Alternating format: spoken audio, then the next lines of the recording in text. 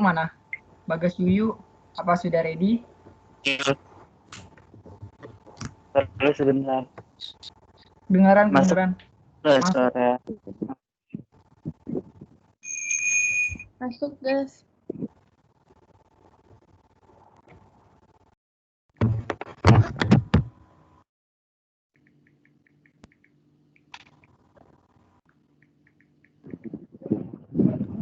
Yuyu, mana Yuyu? Iya, udah. Oke. Assalamualaikum warahmatullahi wabarakatuh. Selamat siang teman-teman semua dan juga Bu Destria selaku dosen untuk mata kuliah bisnis internasional. Pada siang hari ini, kami dari kelompok 6 akan mempresentasikan hasil diskusi kami dengan chapter berjudul International Trade dan juga Investment. Nah, kami terdiri dari 4 anggota, di mana teman-teman sudah bisa lihat semua, terdiri dari Bagas Mufti Haifa, kemudian ada Jihanisa Safitri, ada saya sendiri, Novan Nathan Salatu, dan juga ada Rizky Nurulaili. Oke, silakan buat Bagas.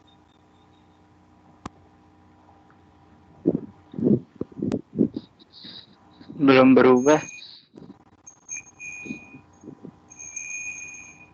Masa? Di gue udah kok, Gas. Bentar.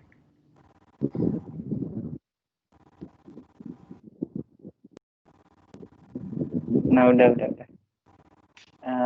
Topik pertama itu ada international trade and world economy atau perdagangan internasional dan ekonomi dunia. Suaranya jelas ya? Jelas. Nah, sebelum masuk ke topiknya itu kita harus tahu dulu perdagangan itu apa sih. Nah, perdagangan itu adalah pertukaran barang, jasa, aset, atau uang secara sukarela antara satu orang atau organisasi dan lainnya. Nah, masuk ke perdagangan internasional. Perdagangan internasional itu perdagangan antara penduduk dua negara. Pelakunya itu bisa berupa individu, perusahaan, organisasi nirlaba, atau bentuk asosiasi lainnya.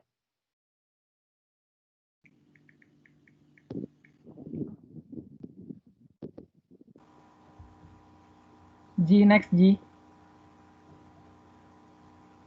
Nah, selanjutnya kita akan bahas tentang beberapa teori yang menjadi teori klasik atau teori perdagangan klasik yang berbasis negara. Di mana selanjutnya, ada 4 teori yang bakal kita bahas pada siang hari ini. Yang pertama itu adalah teori merkantilisme.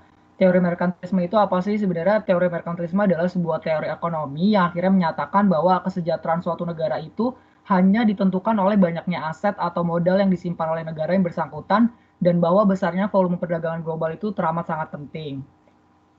Next. Nah, di dalam teori merkantilisme ini kan menekankan untuk akhirnya kita bisa untuk akhirnya sebuah negara atau suatu negara itu bisa mendapatkan aset yaitu berupa kayak emas, kemudian komoditas-komoditas unggul dan juga istimewa serta perak gitu. Jadi barang-barang tambang yang memang berharga itu harus bisa disimpan di negaranya itu gitu. Dijadikan aset buat menunjukkan karena pada saat itu teori kebijakan merkantilisme ini menekankan bahwa suatu negara itu bisa dikatakan sejahtera apabila memiliki aset yang cukup banyak gitu. Nah, asetnya itu bisa berupa emas dan juga bisa berupa perak serta komoditas-komoditas yang memang unggul dan istimewa yang disimpan di negara tersebut. Nah, kita masuk ke berbagai macam kebijakan yang ada nih dalam teori merkantilisme. Yang pertama itu dimulai dari menciptakan koloni di luar negeri. Karena tadi ya, karena goals-nya atau purpose dari merkantilisme ini adalah untuk mendapatkan aset yang memang sebanyak-banyaknya, maka mereka akhirnya menciptakan koloni-koloni di luar negeri untuk akhirnya bisa melakukan ekspansi wilayah, terus menduduki wilayah dan lain sebagainya yang akhirnya bisa mengerok sumber daya alam yang ada di negara lain gitu, terutama di bagian Asia dan Afrika. Kemudian yang kedua itu adanya melarang daerah koloni untuk akhirnya melakukan perdagangan dengan negara-negara lain. Kemudian yang ketiga itu memonopoli pasar dengan port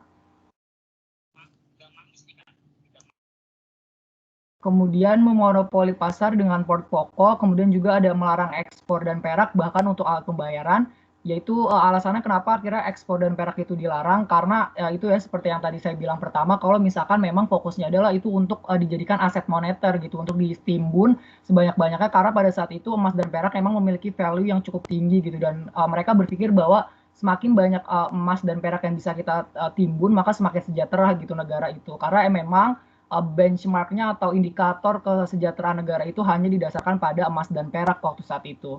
Bahkan juga emas dan perak itu juga tidak dipergunakan untuk alat pembayaran pada saat itu. Kemudian yang selanjutnya itu melarang perdagangan untuk dibawa dalam kapal asing, kemudian adanya subsidi ekspor, kemudian mempromosikan manufaktur melalui penelitian atau subsidi langsung, kemudian membatasi upah, memaksimalkan penggunaan sumber daya dalam negeri, dan membatasi konsumsi domestik melalui hambatan non-tarif untuk perdagangan. Nah, di dalam teori merkantilisme ini juga yang perlu digarisbawahi sama teman-teman adalah bahwasanya sebuah negara itu dia ingin melakukan ekspor sebanyak-banyaknya dan meminimalisirkan impor sedikit-dikitnya gitu. Jadi mereka memang ingin menciptakan neraca perdagangan yang sangat amat baik dengan melakukan ekspor setinggi-tingginya gitu. Makanya kenapa di sini ada subsidi ekspor, kemudian adanya mempromosikan manufaktur karena part-part tersebut itu yang bisa dijadikan sebagai sebagai supporting dan juga sebagai stimulus gitu bagi mereka pelaku usaha di sana gitu untuk akhirnya bisa mengekspor barang-barangnya ke luar negeri gitu. Kemudian next.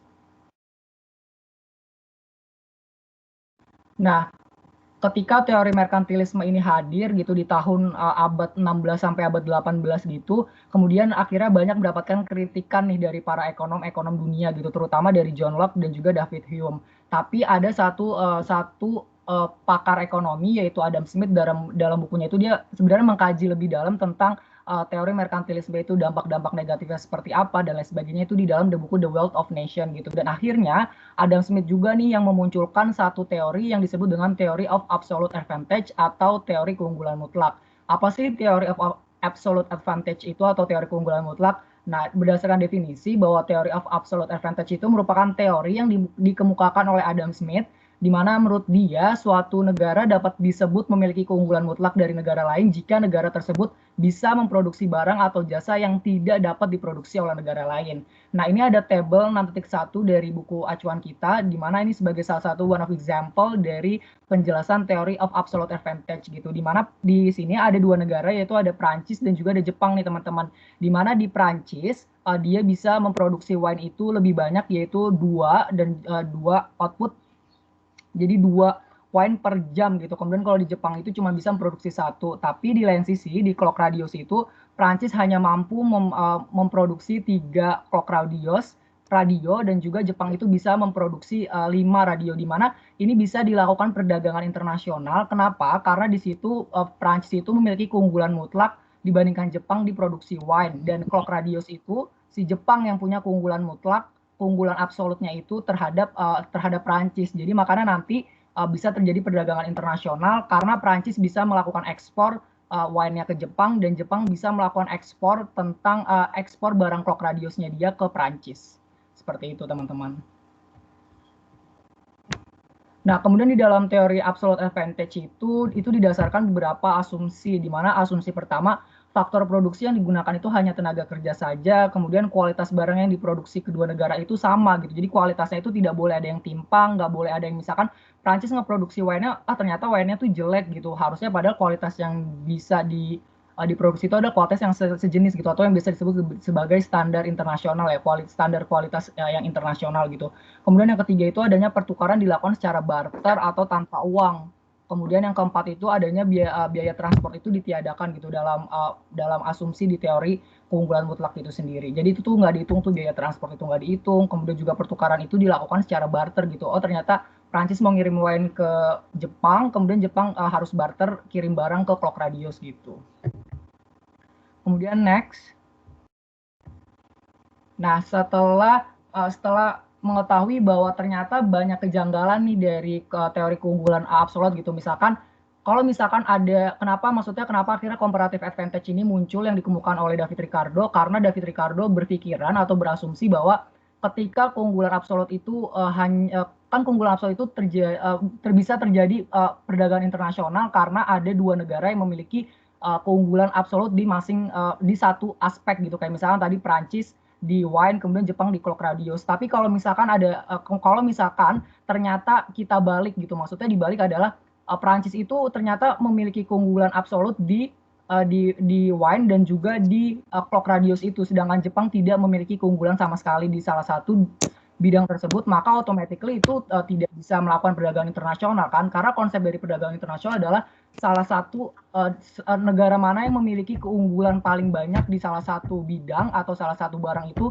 dan negara lain itu juga memiliki keunggulan yang sama di salah satu bidang itu, baru bisa melakukan perdagangan internasional gitu, melakukan pertukaran atau barter. Nah, secara definisi comparative advantage itu merupakan keunggulan komparatif yang merupakan kemampuan suatu negara untuk bisa memproduksi beberapa produk lebih murah atau lebih baik daripada negara lain. Nah, suatu negara bisa dikatakan memiliki keunggulan komparatif atau comparative advantage itu akan suatu produk apabila dapat memproduksi itu secara efisien atau lebih baik daripada barang-barang lainnya. Nah, supaya kita bisa akhirnya nge-compare nih antara keunggulan absolut dan juga comparative advantage, kita bisa langsung next ke contohnya. Next.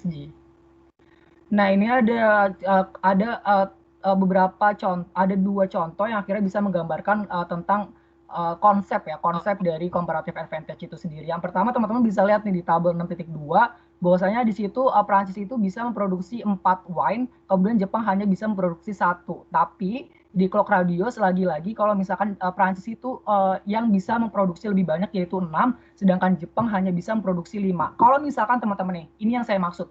Kalau misalkan teman-teman dulu masih ada konsep, cuman ada konsep keunggulan absolut, berarti kan antara Prancis dan Jepang, ketika datanya seperti itu, maka tidak akan pernah bisa terjadi perdagangan internasional. Mengapa? Karena itu yang seperti saya jelasin sebelumnya, mereka bisa terjadi perdagangan internasional di keunggulan absolut itu ketika memang salah satu negara itu mempunyai keunggulan di masing-masing bidang, kayak misalkan Prancis di wine doang dan Jepang di clock radius. Nah, kalau misalkan kayak gini kan berarti nggak mungkin ada perdagangan internasional kan, karena dua-dua barang tersebut yang punya keunggulan absolut itu hanya ada di tangan Prancis gitu, kayak gitu. Kemudian di tabel 6.3, the theory of comparative advantage with money as an example-nya adalah di sini ada cost of goods di Prancisnya. Jadi kemudian ada cost of goods-nya di Jepang gitu. Ketika si Prancis nih memproduksi wine, nah itu cuma 3 euro, di Jepang itu 8 euro. Nah, kemudian kalau misalkan itu dibuat di Jepang ya, ini tadi dibuat di Prancis, kemudian dibuat di Jepang itu dia itu 375 yen. Kemudian Japanese made-nya itu 1000 yen wine-nya. Yang French made sama Japanese made itu kan udah beda tuh. Kemudian di Clock Radius itu dia cost of goods in France-nya itu yang buatan Prancisnya itu dia 2 euro. Nah, sedangkan buatan Jepangnya itu dia 1,6 euro. Nah, sedangkan cost of goods in Jepangnya itu ketika itu buatan dari Prancis itu harganya 250 yen, dan di Jepang itu cuma 200 yen. Nah, ini tuh bisa dikonklusikan, maksudnya bisa next dulu deh, Ji. Oh, berarti back sebelumnya. Nah, ini tuh bisa dikonklusikan kalau misalkan di sini tuh bisa terlihat gitu kok. Kan tadi kalau misalkan comparative advantage itu berdasarkan efisiensi. Jadi mana negara yang bisa menghasilkan biaya produksi yang serendah-rendahnya, atau mana negara yang bisa menghasilkan kualitas produk yang lebih baik gitu. Jadi kayak ada semacam spesialisasi di comparative advantage. Nah, kalau misalkan teman-teman bisa lihat di sini gitu, kalau misalkan wine ternyata buatan Prancis itu lebih murah, karena di situ angkanya 3 euro dan cuma 375 yen kan, antara French made. Jadi teman-teman lihat tuh yang French made-nya itu di cost of goods in France-nya itu kan cuma 3 euro. Kemudian di cost of goods-nya itu in Japan itu kan $375. Nah, itu kan lebih murah dibandingkan buatan Jepang, karena buatan Jepang itu wine-nya tuh 8 euro. Sedangkan di cost of goods in Jepang itu kan 1000, di mana itu kan lebih mahal berkali-kali lipat gitu. Jadi itu keunggulan komparatifnya itu dimiliki oleh si Prancis gitu. Sedangkan kalau misalkan Clock Radius belum, Ji. Sedangkan kalau misalkan Clock Radius itu meskipun si Prancis itu memproduksi 1 kali lebih banyak karena dia memproduksi 6, tapi Jepang cuma produksi 5, tapi di sini kalau berdasarkan cost atau berdasarkan money-nya itu biayanya itu lebih murah gitu dibandingkan sama si Prancis, di mana kalau misalkan buatan Prancisnya itu dia harus mengeluarkan 2 euro, sedangkan Jepang itu cuma 1,6. Nah, sedangkan yang satunya lagi kalau si Prancis itu 250 yen. Nah, di Jepangnya yang Japanese made-nya itu cuma 200 yen. Berarti kan ini kan ada selisih yang lebih murah gitu ya. Jadi meskipun beda satu, tapi ketika itu diakumulasikan berdasarkan harga, maka otomatis Jepang itu punya keunggulan komparatif yang lebih gitu di bagian aspek clock radius gitu. Nah, ini yang asumsi dari comparative advantage seperti itu, teman-teman. Jadi teman-teman mungkin udah bisa kegambar ya, kalau misalkan keunggulan absolut memang sudah absolut banget nih nih negara keunggulannya di bidang tersebut dan negara lain unggulnya di bidang tersebut. Tapi kalau misalkan di comparative advantage itu tidak kayak gitu, di mana negara itu bisa melakukan perdagangan internasional meskipun ada satu negara yang memiliki keunggulan di dua bidang, tapi ketika dilihat berdasarkan keefisiensian, bisa jadi negara yang sebelahnya itu atau negara yang satunya itu memiliki keefisiensian lebih tinggi dibandingkan negara sebelumnya. Kemudian yang selanjutnya ini adalah teori yang terakhir nih. Next, G. Nah, Heckscher-Ohlin teori. Nah, ini tuh merupakan teori perdagangan internasional yang udah dibilang udah cukup modern ya. Kenapa? Karena ini tuh dimulai ketika ekonom Swedia pada tahun 1919 dan juga 1933. Jadi itu gabungan antara dua orang, yaitu si Heckscher tahun 1919 dan juga Ohlin gitu yang ada tahun 1933. Nah, di Heckscher-Ohlin teori ini itu dia mengemukakan bahwa penjelasan mengenai perdagangan internasional yang belum mampu sebenarnya dijelaskan oleh kedua teori sebelumnya gitu, atau ke teori-teori yang sebelumnya itu teori keunggulan komparatif. Di mana di mana di sini ada dua dasar observasi dulu nih teman-teman yang teman-teman perlu tahu, di mana yang pertama itu adalah faktor pendukung atau jenis sumber daya berbeda-beda di setiap negara. Karena yang seperti kita tahu gitu, Indonesia punya sumber daya alam negara sendiri, misalkan kemudian Inggris punya sumber daya alam negara sendiri gitu.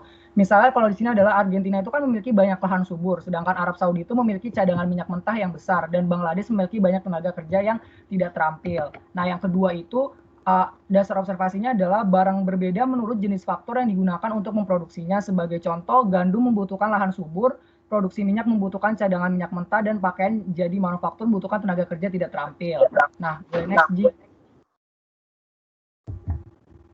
Nah, dari pengamatan ini, Heckscher dan Ohlin itu mengembangkan teori mereka bahwa sebuah negara itu akan memiliki keunggulan komparatif dalam menghasilkan produk yang secara intensif menggunakan sumber daya atau faktor-faktor produksi itu yang memiliki kelimpahan gitu. Bisa next, G. Sebelumnya berarti. Sebelumnya lagi. Nah, kalau berdasarkan di sini tadi yang Argentina itu, yang contoh yang tadi. Next.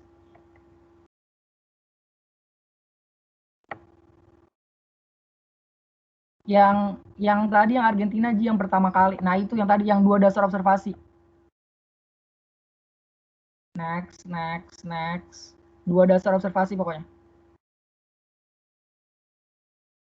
Nah, kalau di sini kan tadi teman-teman bisa ngeliat ya, kalau misalkan berdasarkan sumber masing gitu. Kalau misalkan ada perusahaan yang ingin menghasilkan gandum gitu. Maksudnya di sini tuh kalau misalkan ingin menghasilkan gandum itu kan berarti membutuhkan lahan subur, di mana itu merupakan salah satu keunggulan yang dimiliki oleh negara Argentina gitu. Karena Argentina itu kan memiliki banyak lahan subur. Nah, kemudian kalau misalkan kita mau memproduksi minyak gitu. Nah, negara mana nih akhirnya bisa memproduksi minyak itu sebanyak mungkin gitu, yang memiliki keunggulan komparatif di bagian minyak itu adalah negara Arab Saudi. Nah, itu karena kenapa? Karena di Arab Saudi itu memiliki cadangan minyak mentah yang besar. Dan kemudian yang terakhir, kalau misalkan ada sebuah negara yang ingin memproduksi pakaian jadi atau bagian aspek manufaktur, nah itu kan membutuhkan tenaga kerja tidak terampil. Nah, itu bisa menjadi keunggulan komparatif dari teori Heckscher-Ohlin ini, yaitu negara Bangladesh kayak gitu, teman-teman. Itu sih 4 teori itu aja yang bisa saya jelasin tentang teori-teori klasik dari chapter 6 ini. Selanjutnya akan dijelaskan oleh Jihan. Tes, ada suaranya enggak? Masuk. Oke. Selanjutnya ada modern firm-based trade theories atau teori perdagangan berbasis perusahaan modern. Nah, ini tuh terdapat country similarity theory, product life cycle theory, global strategic leverage theory, sama Porter national competitive advantage. Yang pertama ada teori berbasis perusahaan telah berkembang karena beberapa alasan. Yang pertama, semakin pentingnya MNC dalam ekonomi internasional pasca perang. Yang kedua, ketidakmampuan teori berbasis negara untuk menjelaskan dan memprediksi keberadaan dan pertumbuhan perdagangan intra-industri. Dan yang ketiga, kegagalan Leontief dan peneliti lain untuk secara empiris memvalidasi teori Heckscher berbasis negara. Selanjutnya, tidak seperti teori berbasis negara, teori berbasis perusahaan seperti kualitas, teknologi, nama merek, dan loyalitas pelanggan. Yang pertama ada life cycle theory. Nah, teori siklus hidup yang berasal dari bidang pemasaran untuk menggambarkan evolusi strategi pemasaran saat produk matang. Nah, di sini ada teori menurut Vernon. Siklus hidup produk internasional terdiri dari 3 tahap. Yang pertama ada new product stage, maturing product stage, sama standardized product stage. Yang pertama, pada tahap pertama itu yang merupakan tahap produk baru. Perusahaan mengembangkan dan memperkenalkan produk inovatif seperti misalnya mesin kopi, fotokopi, atau komputer pribadi sebagai tanggapan atas kebutuhan yang dirasakan di pasar domestik. Karena produknya baru, perusahaan yang berinovasi tidak yakin apakah ada pasar yang menguntungkan untuk produk tersebut. Eksekutif pemasaran perusahaan harus memantau dengan cermat reaksi pelanggan untuk memastikan bahwa produk baru memenuhi kebutuhan konsumennya. Nah, yang kedua ada maturing product stage. Nah, yaitu tahap produk yang jatuh tempo. Nah, permintaan produk meningkat secara dramatis saat konsumen mengenali nilai produknya itu. Perusahaan yang berinovasi membangun pabrik baru untuk memperluas kapasitasnya dan memenuhi permintaan produk dalam dan luar negeri. Pesaing domestik dan asing mulai muncul, terpikat oleh prospek pendapatan yang menguntungkan. Dan yang ketiga ada tahap produk standar. Pasar produk menjadi stabil, produk menjadi lebih komoditas dan perusahaan ditekan untuk menurunkan biaya produksi mereka sebanyak mungkin dengan mengalihkan produksi ke fasilitas di negara-negara dengan biaya tenaga kerja yang rendah. Akibatnya produk mulai diimpor ke pasar perusahaan inovasi, baik perusahaan atau pesaingnya. Nah, dalam beberapa kasus, impor dapat mengakibatkan penghapusan total produksi dalam negeri. Selanjutnya, itu teori atau teori kesamaan negara. Teori keunggulan komparatif, yaitu menjelaskan dengan baik perdagangan antar industri dan antar negara. Perdagangan antar dua negara dari barang yang diproduksi oleh industri yang sama. Nah, ini misalnya Jepang mengekspor Toyota ke Jerman dan Jerman juga mengekspor BMW ke Jepang. Seperti itu contohnya. Selanjutnya global strategic rivalry theory. Nah, itu perusahaan berjuang untuk mengembangkan keunggulan kompetitif yang berkelanjutan. Terus dia juga keunggulan memberikan kemampuan untuk mendominasi pasar global. Dia juga untuk internasional. Selanjutnya, sustaining competitive advantage-nya itu ada 4. Yang pertama ada owning intellectual property rights atau memiliki hak kekayaan intelektual. Yang kedua, investing in research and development atau berinvestasi dalam R&D. Yang ketiga, achieving economy of scale or scope, yaitu mencapai ekonomi ruang lingkup. Dan yang terakhir, exploiting the experience curve atau mengeksploitasi kurva pengalaman. Nah, yang pertama itu ada memiliki hak kekayaan intelektual. Nah, sebuah perusahaan yang memiliki hak kekayaan intelektual seringkali memperoleh keunggulan dibandingkan pesaingnya. Misalnya, memiliki nama merek Pepsi yang memungkinkan Louis Vuitton dari Prancis mengenakan harga premium untuk produk kelas atas mereka.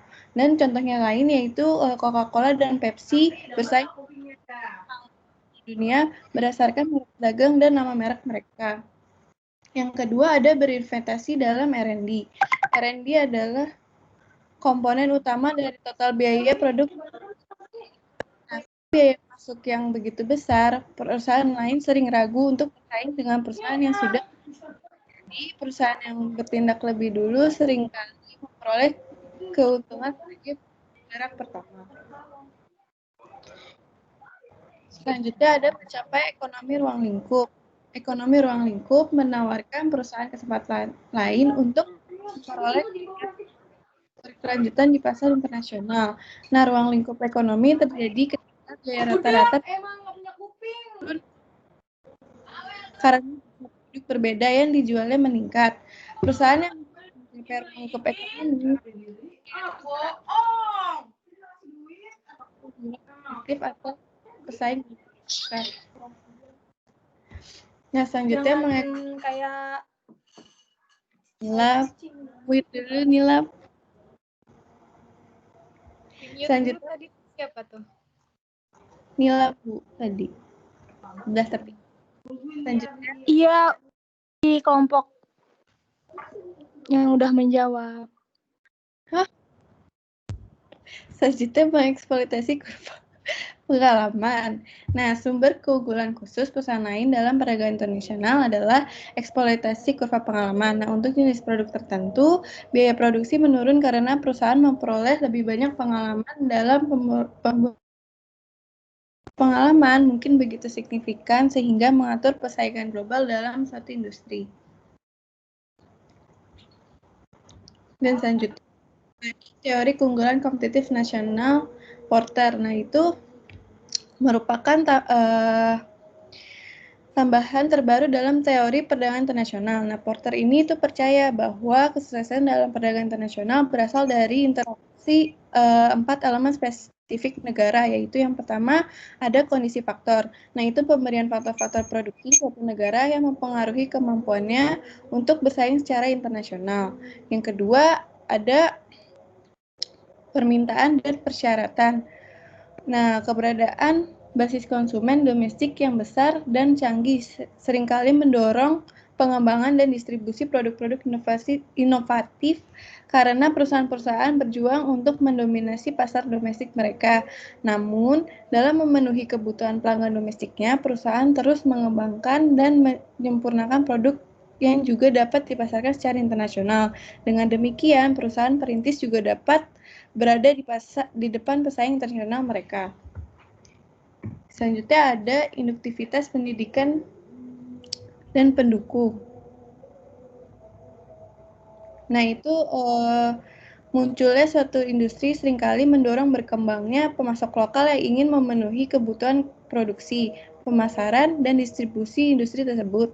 Industri yang berlokasi dekat dengan pemasoknya akan menikmati komunikasi yang lebih baik dan pertukaran ide dan penemuan hemat biaya dengan pemasok tersebut.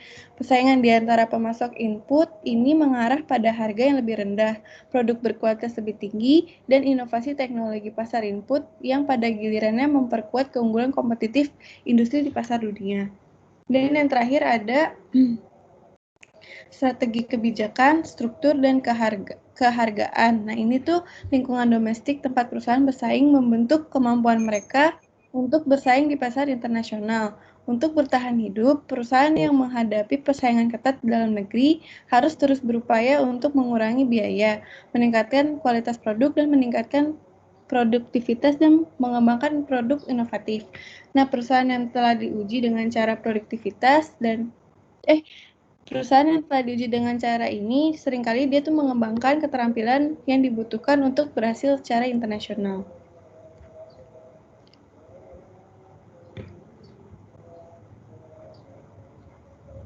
Selanjutnya. Oke, baik. Selanjutnya itu ada investasi internasional. Kedengaran kan ya suaranya? Investasi internasional itu, nah sebelumnya itu bentuk bisnis internasional itu yang paling utama itu adalah perdagangan. Nah, tapi di samping perdagangan itu, bisnis internasional itu juga ada yang namanya investasi internasional. Nah, di sini investasi internasional itu apa sih? Yaitu adalah kegiatan di mana penduduk satu negara memasok modal ke negara kedua. Next, boleh Jihan?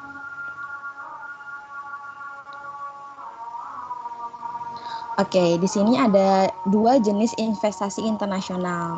Nah, yaitu yang pertama ada foreign portfolio investment atau investasi portofolio asing.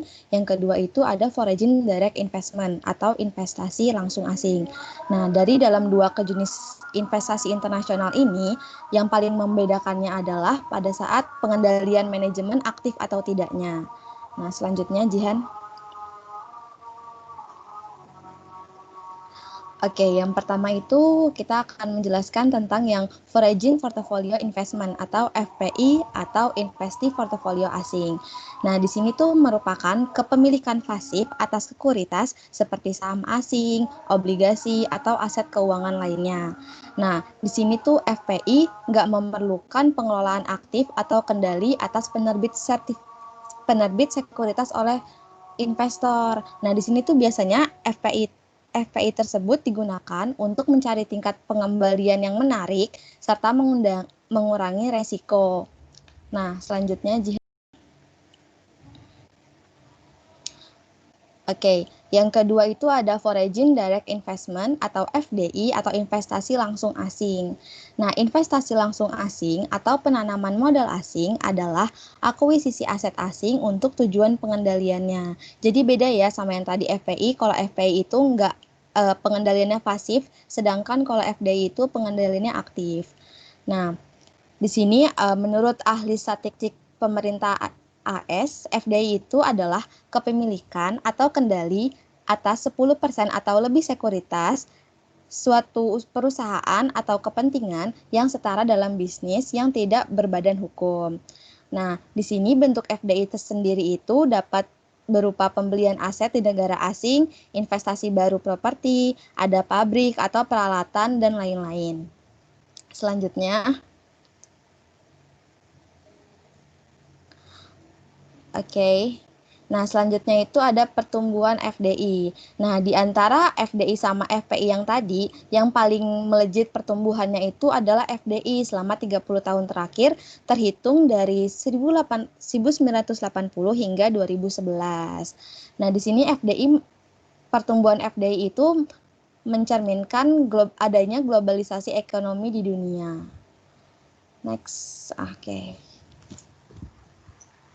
Selanjutnya ada teori investment, yaitu ada 3 di sini. Yang pertama itu ada ownership advantage atau teori keunggulan kepemilikan. Yang kedua ada internalization teori. Yang ketiga itu ada teori eclectic Dunning. Nah, kita akan bahas satu persatu. Next. Yang pertama itu teori keunggulan kepemilikan. Nah, apa sih teori keunggulan kepemilikan? Teori keunggulan kepemilikan ini menunjukkan bahwa perusahaan yang memiliki aset berharga yang menciptakan keunggulan kompetitif di dalam negeri dapat menggunakan keunggulan tersebut untuk menembus pasar luar negeri melalui FDI ini. Kayak di sini kan dia memiliki asetnya itu bisa berupa teknologi yang unggul atau nama merek yang sudah terkenal, yang sudah mendunia gitu. Nah, kayak contohnya ini perusahaan Caterpillar itu yang di Amerika Serikat, dia tuh membangun pabriknya di Asia, di Eropa, di Australia. Dia tuh ingin mengeksploitasi teknologinya dan nama mereknya dia. Nice. Yang kedua itu ada teori internalisasi. Nah, tentang bagaimana perusahaan menginternasionalkan produk dengan cara seperti mengekspor produknya atau mewaralabakkan nama merek atau memberikan lisensi teknologi kepada perusahaan asing. Nah, teori ini itu dipengaruhi oleh biaya transaksi nih. Biaya transaksi itu menyangkut biaya negosiasi, pemantauan, dan pelaksanaan kontrak. Nah, biaya transaksi ini juga ada biaya transaksi yang tinggi, ada biaya transaksi yang rendah. Di sini ada contohnya itu ketika biaya transaksinya tinggi, contohnya itu Toyota. Toyota kita tahu dia itu memiliki teknologi yang unggul, yang canggih banget kan. Dia tuh makanya tuh biaya transaksinya itu tinggi karena kalau dia membangun pabriknya di luar negeri dan itu diurusin sama perusahaan asing, itu perusahaan asing belum tentu sanggup untuk melakukannya, sehingga langkah yang diambil Toyota ini karena biaya transaksinya tinggi, dia itu membangun pabriknya di luar negeri atau di negara lain dan dia sendiri yang mengoperasionalkannya. Beda sama ketika biaya transaksinya rendah itu kayak McDonald itu biaya transaksinya rendah. Mengapa? Karena dalam operasionalnya McDonald ini cukup mudah karena hanya untuk menyajikan makanan dan melayani konsumen. Apalagi makanan cepat saji, di mana sebenarnya semua negara bisa aja melakukan itu. Akhirnya McDonald ini melakukan langkah tersebut, mewaralabakkan McDonald ini di berbagai negara. Nah, tapi bedanya McDonald ini dioperasionalkan sama negara tersebut, disesuaikan sama negara tersebut. Misalnya kayak di Indonesia nih, di Indonesia itu ada McDonald itu pakai nasi, padahal aslinya di Amerika Serikat itu kan dia nggak pakai nasi. Bahkan ada di beberapa negara pun McDonald itu nggak ada ayam, dia hanya sekedar burger aja gitu. Jadi disesuaikan sama si negara operasionalnya itu. Next. Nah, yang ketiga itu ada teori eclectic Dunning. Nah, teori ini mengakui bahwa FDI mencerminkan aktivitas bisnis internasional dan aktivitas bisnis yang bersifat internal bagi perusahaan. Nah, dia tuh ada 3 poin yang harus terpenuhi. Salah satunya itu keuntungan kepemilikan. Perusahaan harus memiliki sejumlah keunggulan kompetitif khusus yang melampaui kelemahan untuk bersaing dengan perusahaan asing. Nah, keunggulan ini dapat berupa nama merek tadi, terus teknologi yang unggul, yang eksklusif, dan lain sebagainya. Kayak misalnya ini, Caterpillar ini perusahaan Amerika Serikat, dia tuh memiliki ketiga keunggulan itu di dalam bersaing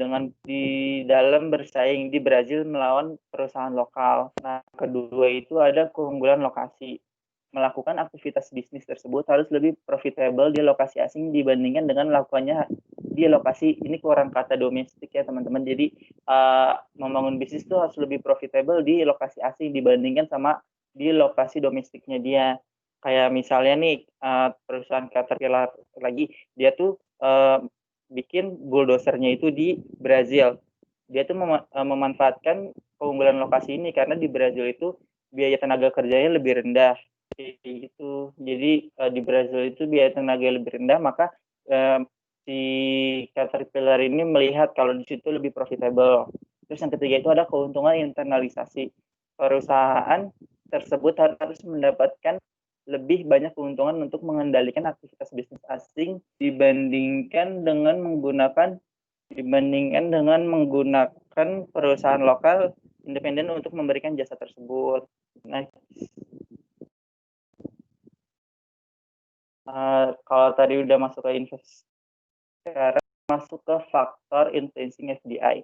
Faktornya itu ada dua, supply factor sama demand factor. Nah, yang pertama itu supply factor. Supply factor itu terdiri dari biaya produksi, logistik, ketersediaan sumber daya alam, dan akses ke teknologi utama. Nah, biaya produksi ini mungkin kayak lokasi asing mungkin lebih menarik daripada lokasi domestik karena harga tanah yang lebih murah, harga sumber daya yang lebih murah, tarif pajak yang lebih murah, atau karena tersediaan barang-barang tuh yang lebih murah itu. Jadi itu melakukan karena itu tadi bisa melihat peluang bahwa biaya produksinya itu rendah. Terus ada yang namanya yang kedua itu logistik. Akibat tadi ingin mengurangi biaya produksi, maka perusahaan ingin mendapatkan peralatan dan bahan-bahan juga yang biayanya lebih rendah. Terus yang ketiga itu ada ketersediaan sumber daya alam.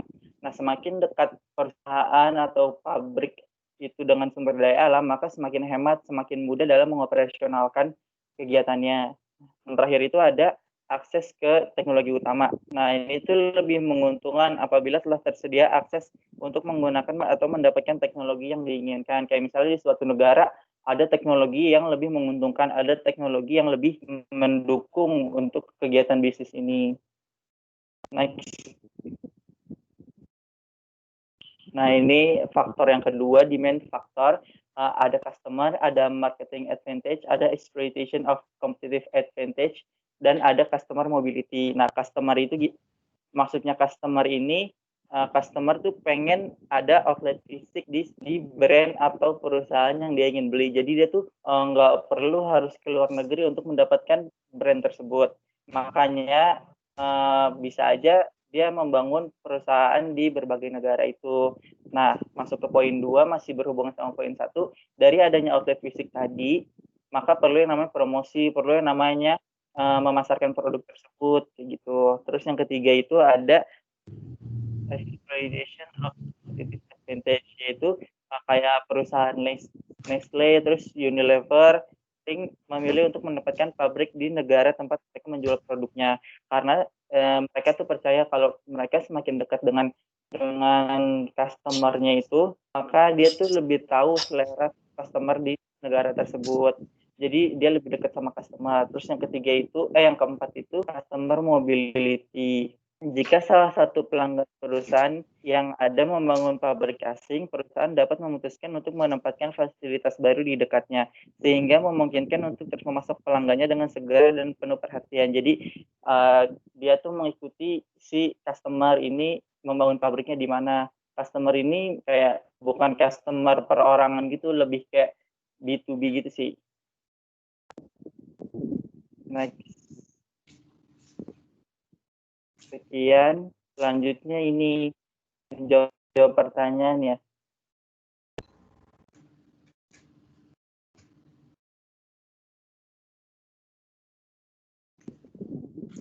Iya, jawab pertanyaan. Ini udah ditentuin pertanyaannya? Iya, udah Bu. 6 pertanyaan kan? 5. Untuk kelas kami kan ada 6 kelompok ya Bu, jadi hanya 5 pertanyaan. Oke. Boleh.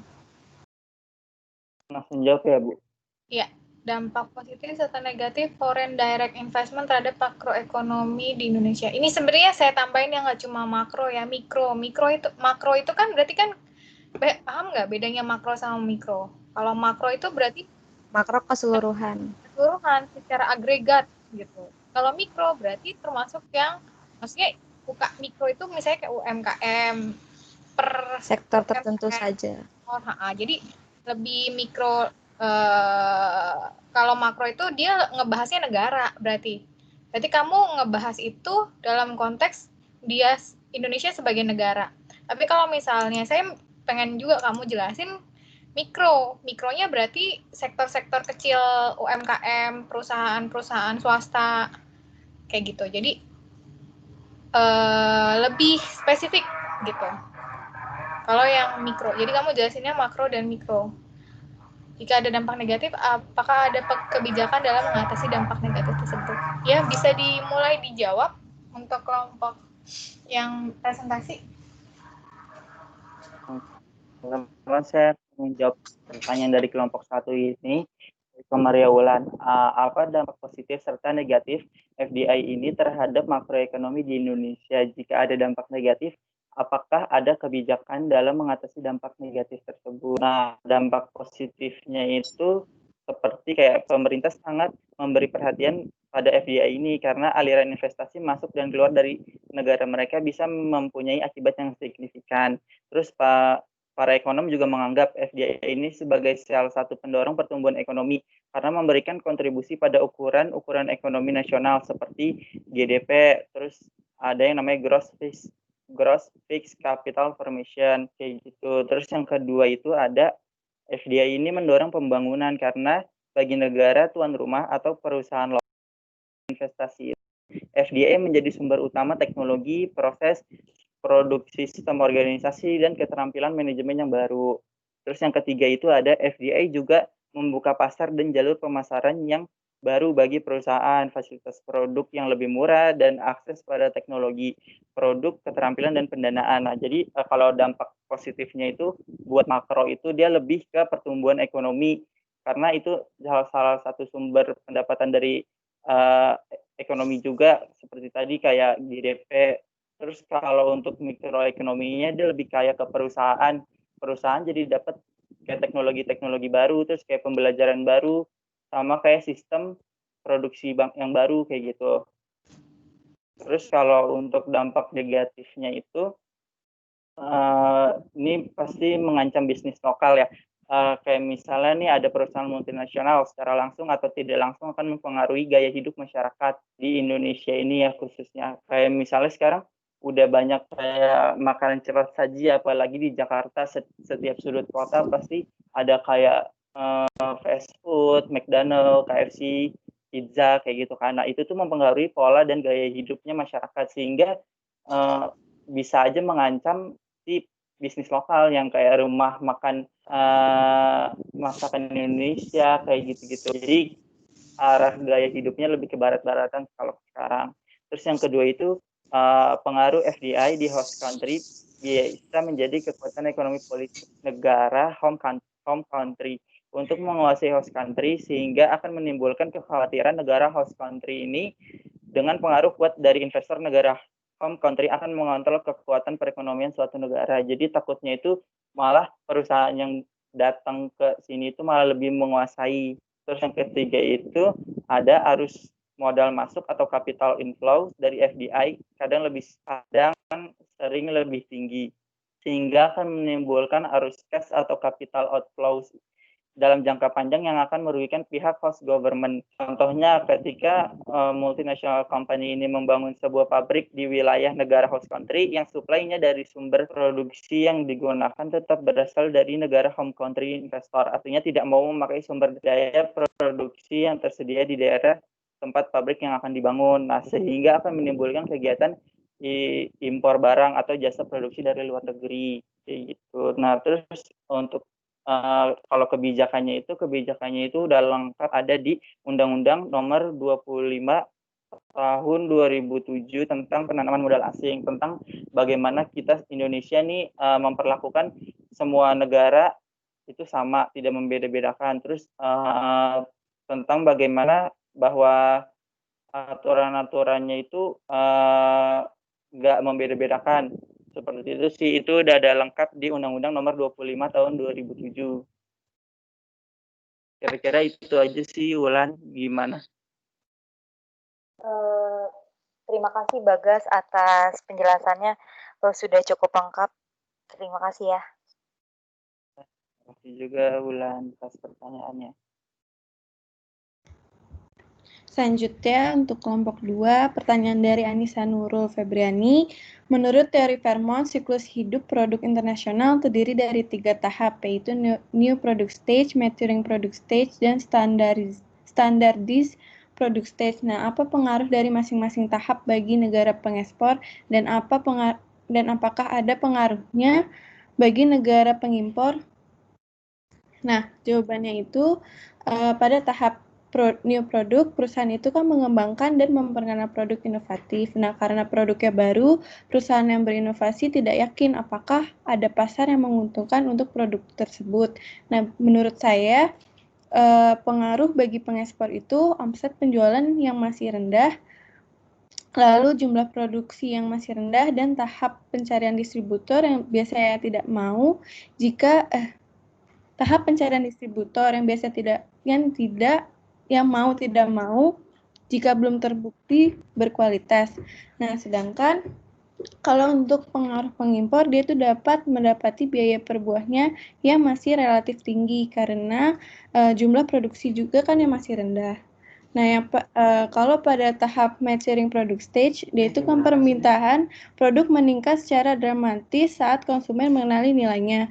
Nah, perusahaan yang berinovasi, dia itu membentuk pabrik baru untuk memperluas kapasitas dan memenuhi permintaan produk dari dalam dan luar negeri.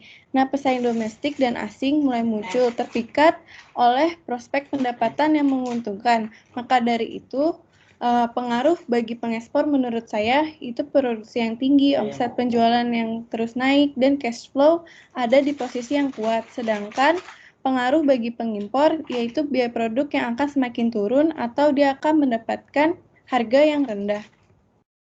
Selanjutnya, kalau pada tahap standardized product stage atau pasar produk yang menjadi stabil, produk menjadi lebih merupakan komoditas dan perusahaan ditekan untuk menurunkan biaya produksi mereka sebanyak mungkin dengan mengalihkan produksi ke kualitas di negara-negara dengan biaya tenaga kerja rendah. Nah, akibatnya produk yang mulai diimpor ke pasar rumah perusahaan inovasi baik oleh perusahaan atau pesaingnya dalam beberapa kasus impor dapat mengakibatkan penghapusan total produksi dalam negeri. Nah, maka dari itu, pengaruh bagi pengekspor menurut saya itu jumlah produksi yang akan menurun, pesaing semakin banyak bermunculan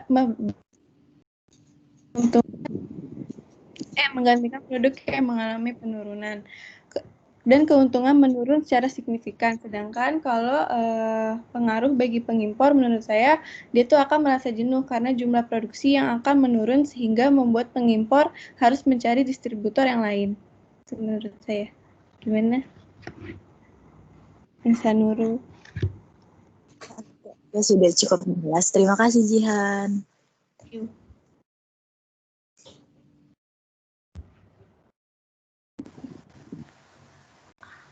Oke, baik. Untuk pertanyaan dari kelompok 3 dari Nilam Cahya. Pertanyaannya itu ada 3. Yang pertama itu, ada 2 jenis investasi internasional. Investasi manakah yang paling sering dilakukan?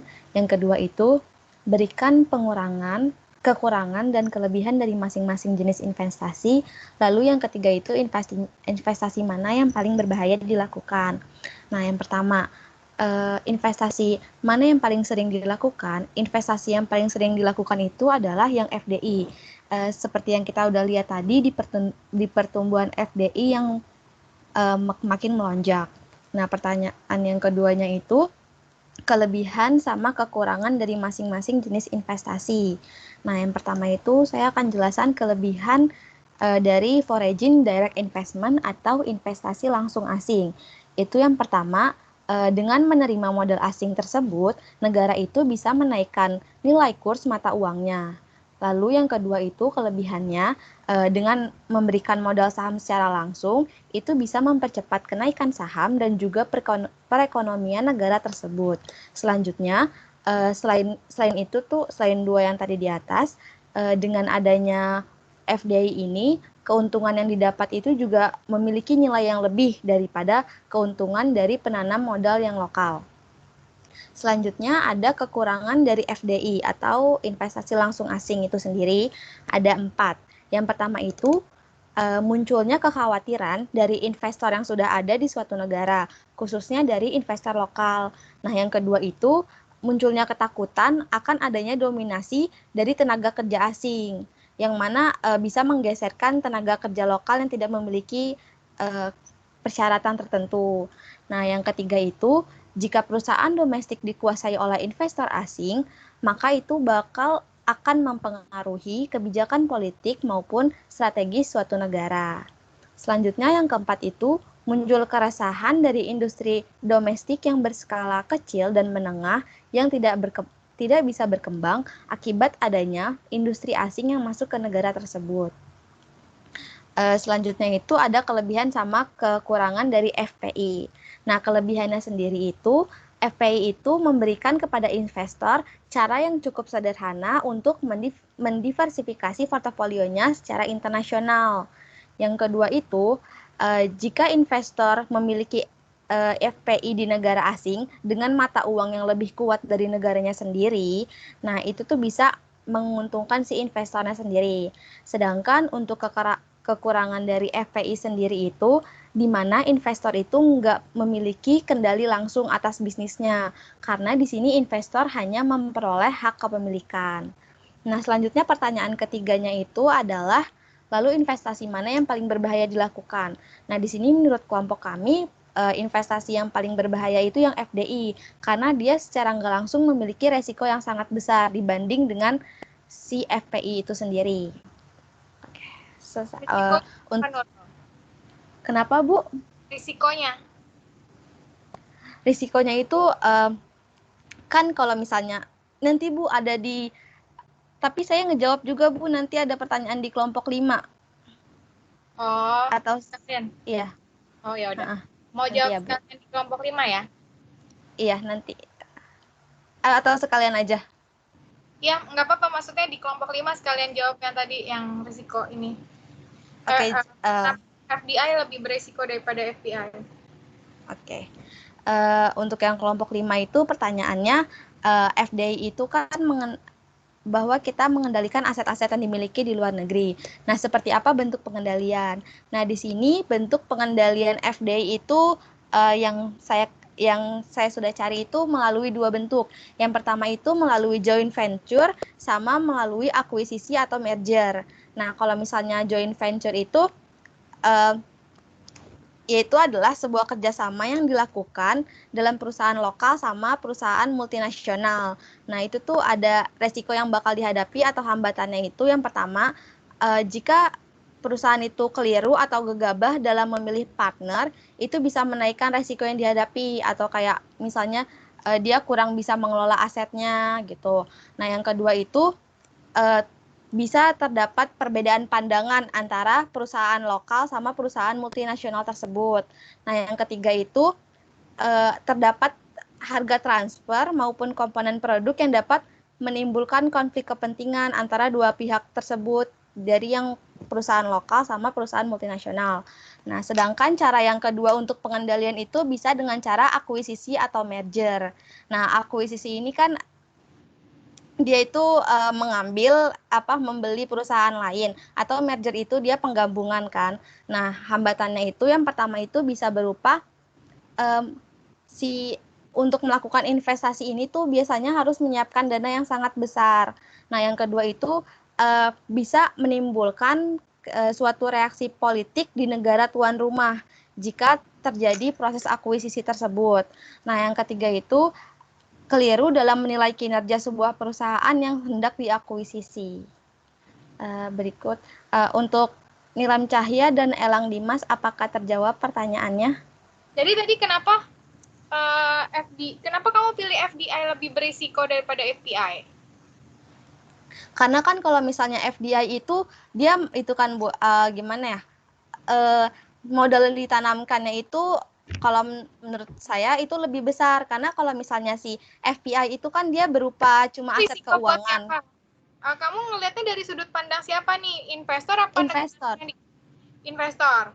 Iya. Apa negara yang diinvestasikan? Dilihat dari sisi pandang investor. Dari sudut pandang investor lebih beresiko FDI. Karena tadi yang diinvestasikan lebih besar. Iya, terus iya, karena kan kalau misalnya yang FDI itu dia tuh bisa berupa aset keuangan atau non keuangan. Nah, non keuangannya itu bisa kayak berupa pabrik atau properti-properti lainnya yang ada di negara tersebut. Ya, jadi memang kalau misalnya dari sudut pandang investor justru lebih memudahkan, lebih kecil resikonya FPI ya dibandingkan FDI. Karena kalau FDI tadi investasinya mesti di pabrik gitu, maksudnya bisa juga di aset-aset yang non tetap, aktiva tetap. Investasinya bisa di aktiva tetap berupa pabrik, gudang dan lain sebagainya. Jadi dan itu kan kalau misalnya terjadi gejolak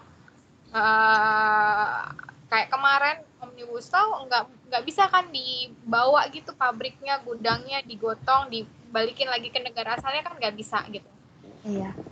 Nah, jadi kalau misalnya bagi investor memang lebih mudah FPI, karena kalau FPI ya tinggal dia jual aja di pasar kan, maksudnya karena dia berupa aset-aset sekuritas gitu, aset-aset finansial di mana itu lebih liquid gitu. Kan kaitannya sama likuiditas. Untuk investor FPI jelas lebih liquid dibandingkan FDI, karena kalau FPI dia bisa jual itu lagi di pasar modal gitu, di pasar sekunder dia bisa jual lagi lebih cepat untuk dijadikan cash kembali. Tapi kalau misalnya FDI itu kan dia bentuknya aset tetap yang nggak liquid, yang dijual juga belum tentu cepat lakunya kayak gitu. Jadi itu alasan kenapa FDI, tapi kalau untuk negara ya yang diincar ya yang FDI-nya justru sebenarnya. Maksudnya kalau kita sebagai negara, yang dicari itu justru yang FDI-nya. Kayak Omnibus Law ini kan sebenarnya mau narik investor-investor buat investasi lebih ke FDI kan, membangun pabrik, terus nanti investasi buat infrastruktur dan sebagainya. Jadi itu yang lagi pengen ditarik nih sama Jokowi, cuma ya dia mengorbankan rakyatnya sendiri ya untuk mendatangkan investor-investor ini. Ya, tapi memang untuk negara yang paling menguntungkan adalah yang FDI. Ya. Karena dia nggak bikin bubble ekonomi juga kan. Kalau FPI itu mungkin jadi kayak sembuh gitu loh. Pasar modal kita banyak misalnya yang berinvestasi di pasar modal, tapi ternyata sebagian besar itu investor asing, di mana dia bisa dengan mudah menarik modalnya kembali atau capital flight-nya tuh tinggi gitu. Untuk yang FPI, cenderungan untuk capital flight-nya tuh lebih tinggi yang FPI dibandingkan yang FDI. Capital flight itu penarikan modal ya, kan lebih gampang kan dia tarik modal lagi kalau itu bentuknya aset finansial. Iya. Tapi ini tuh agak beda ya sama yang dipresentasikan tadi pagi ya. Tadi pagi tuh kelompok, maksudnya yang kelas tadi pagi tuh dia ngebahas etika. Kalian udah ngebahas etika belum? Di kami nggak ada, Bu. Untuk yang di kelompok 6? Etika udah, Bu, di kelompok saya kemarin. Minggu lalu. Kelompok 5. Minggu lalu ya? Etika dan CSR, Bu. Iya, kalau yang udah. Yang pagi itu soalnya hari ini baru ngebahas etika. Berarti beda sama kita dong, Bu. Kita maju selangkah ya, Bu? Iya, kalian perasaan saya mulainya pasti samaan kan sama kelas yang pagi ya. Makanya saya agak Iya, berarti minggu depan kalian udah UTS ya? iya, Bu. Iya. Coba nanti saya tanya kelasnya si Rangga deh. Kok dia hari ini soalnya ngebahas etika. Berarti kan yang International Trade and Investment belum nih. Iya. Oke, dilanjutin lagi. Oke, makasih Bu untuk tambahannya. Nah, untuk pertanyaan kelompok 4 yang diwakilkan sama Gerald, mengapa dalam teori merkantilisme ini tuh dilarang melakukan kegiatan ekspor emas dan juga perak, bahkan media emas juga tidak dapat digunakan untuk media pembayaran. Sebenarnya tadi sekilas sudah dijawab sih sama saya pribadi gitu ketika menjelaskan teori merkantilisme gitu. Sebenarnya kan tadi purpose atau goalsnya dari teori merkantilisme itu kan memang sebagai untuk menyimpan atau menimbun aset moneter itu sebanyak-banyaknya. Nah, aset moneter itu berupa apa? Berupa komoditas yang memang unggul dan istimewa dan juga berupa bahan-bahan tambang yang memang memiliki nilai atau value yang cukup tinggi gitu, yaitu emas, perak, kemudian juga berlian dan lain sebagainya gitu. Nah, kenapa akhirnya itu tidak boleh dilarang kegiatan ekspor? Itu balik lagi ke tujuannya. Kalau misalkan memang tujuan di teori merkantilisme itu memang untuk menimbun. Jadi memang benar-benar si emas sama perak itu memang difokuskan untuk hanya ditimbun saja oleh negara. Makanya juga kenapa tidak dilakukan apa ya, media pembayaran gitu. Soalnya kalau misalkan emas dan perak itu digunakan sebagai alat media pembayaran juga, itu kan berarti nanti apa ya, penyebaran emas dan perak di masyarakat itu kan bakal banyak ya. Sedangkan waktu itu indikator negara itu bisa dikategorikan sebagai negara yang cukup makmur dan sejahtera itu ketika dia memiliki simpanan atau cadangan emasnya itu sebanyak-banyaknya gitu. Paling banyak itu maksudnya ya paling banyak itu dilihat dari cadangan emas dan peraknya gitu. Jadi makanya si negara itu berfokus untuk ya udahlah kita timbun aja, kita simpan aja karena memang tujuannya ya memang untuk disimpan di masa yang akan datang gitu, baru digunakannya gitu dan lain sebagainya gitu sih.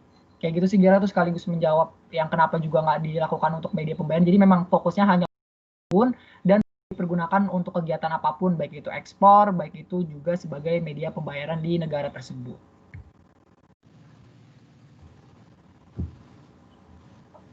Gimana Gera, udah? Fungsinya sebagai hedging ya? Iya. Mas ini fungsinya sebagai pelindung nilai karena dia yang dibandingkan yang lain, instrumen investasi yang lain, dia yang paling kuat terhadap inflasi gitu. Makanya kan kemarin ini dari Agustus Juli ya, orang tuh pada berbondong-bondong beli emas karena udah mau resesi. Jadi dia tuh beli emas itu untuk apa namanya, sebagai pelindung nilai dari inflasi gitu. Yang paling bisa melawan inflasi paling kuat tuh adalah emas gitu. Walaupun kalau misalnya buat investasi ya nilainya enggak, maksudnya jauh ya dibandingkan saham. Tapi saham juga kan risikonya besar. Karena kamu bisa dapat return dari saham itu 1 bulan mungkin bisa dapat berapa ratus % gitu kalau misalnya memang momentumnya pas. Tapi kalau emas nggak bisa kayak gitu. Emas tuh dia naiknya berkala, tapi pasti naik. Jadi dia tuh yang paling kuat terhadap inflasi, emas tuh. Makanya emas tuh ya jadi cadangan negara buat negara menghadapi resesi secara global juga. Makanya dia nggak diekspor lah. Itu jadi cadangan apa namanya, cadangan devisa negara juga gitu, emas sama perak. Emas juga tidak dapat digunakan untuk media pembayaran. Nah ini kalau di Arab Saudi dia pakai dirham ya sama dinar. Kalau di kita kan masih pakai uang kertas ya. Tapi kalau di kita cek deh inflasinya di Arab Saudi itu berapa?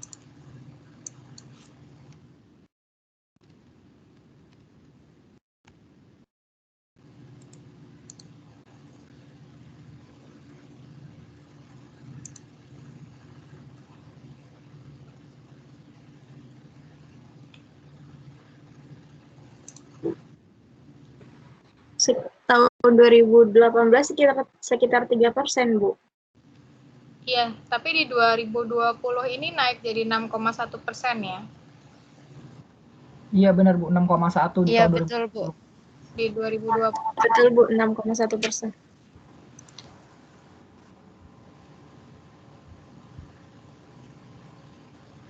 ya karena pandemi ya, semua kena imbasnya. Cuma nih tahun 2019 ini dia malah sampai 2008, tapi sebelum 2020 tuh dia di bawah 0% loh. Pernah di 2016 itu sekitar 1% nih, nggak sampai 2%. Terus 2017 itu minus, 2018 itu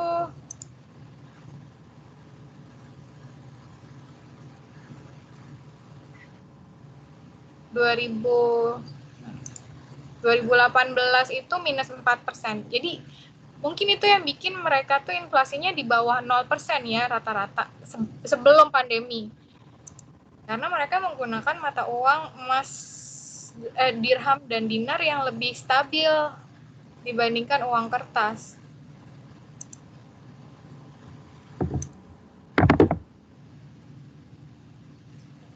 Ini data data inflasi dari yang 10 tahunan ya, dari 2012 ini dia 4%. Ini 6% tuh di 2020 aja nih. 2020 juga bukan dari awal.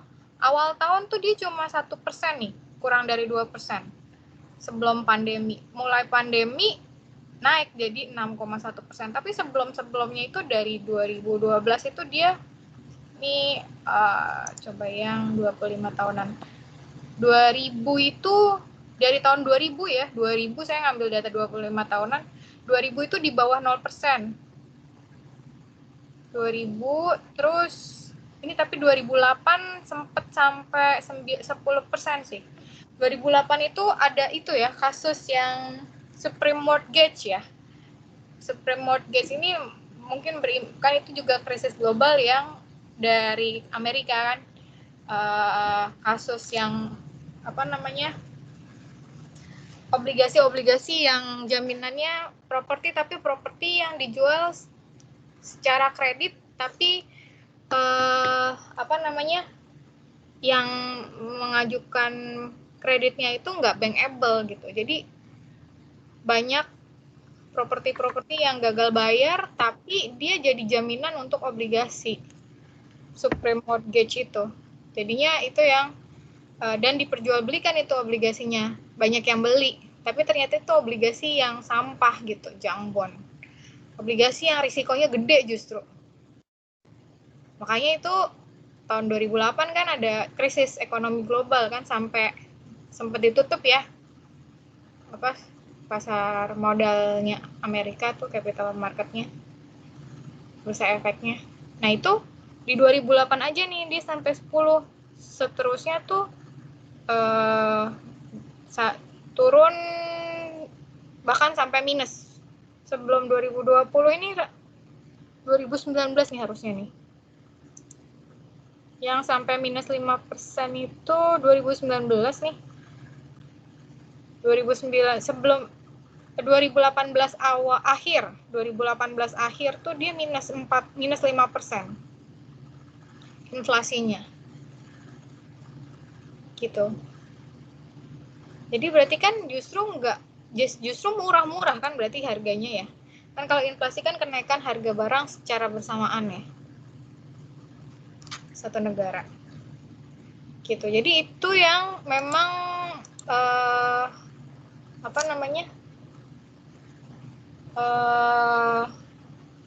karena kalau emas itu dinilai sesuai nilai intinya, ngerti nggak? Kan nilai uang itu ada dua ya. Ada nilai nominal, ada nilai real. Nah, kalau emas itu kan kamu menilai berdasarkan nilai emasnya. Tapi kalau uang kertas, itu nilai kertasnya sama nilai yang ada di nilai realnya itu kan berbeda. Nah, itu yang bikin mata uang itu tuh jadi komoditas, bukan hanya sebagai alat tukar. Kalau dalam Islam itu kan fungsi uang hanya sebagai alat tukar, bukan alat penimbun nilai. Nah, kalau emas, dia nggak jadi alat penimbun nilai, karena tadi naiknya juga nggak banyak gitu, nggak signifikan.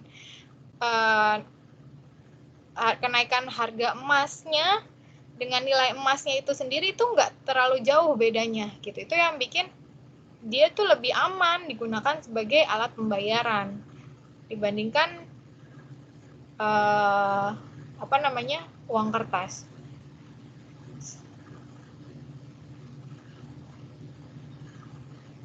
Cuma saya kalau di Islam sih sebenarnya memang bagusnya pakai emas ya, karena dia fungsinya tadi hanya sebagai alat pembayaran.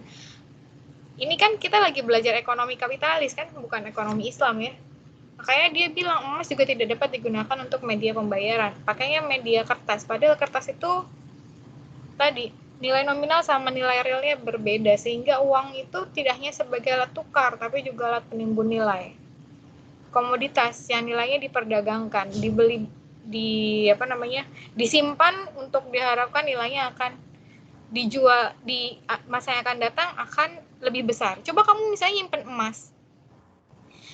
emas sama nyimpen uang, emas itu kan bisa dijual lagi kan?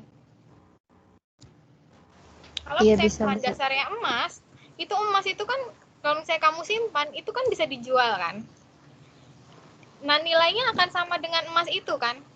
Tapi kalau misalnya uang kertas itu kamu simpan, itu nilainya kan nggak bisa jadi berbeda dengan nilai yang tertera di situ gitu. Kalau uang kertas, uang-uang yang beredar sekarang, itu yang bikin inflasi, itu yang bikin orang itu jadi berspekulasi dengan mata uang tersebut. Gitu. Jadi itulah kenapa mungkin Allah ngajarin ya sebenarnya. Ini loh yang aman, ini loh yang baik gitu untuk semuanya. Ini loh yang nggak menyebabkan krisis, yang bisa merugikan negara.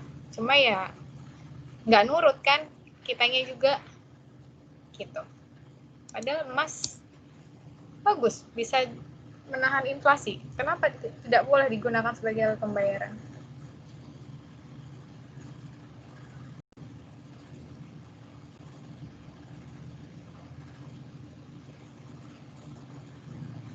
Oke, bisa dilanjutkan? Oke. Maafan.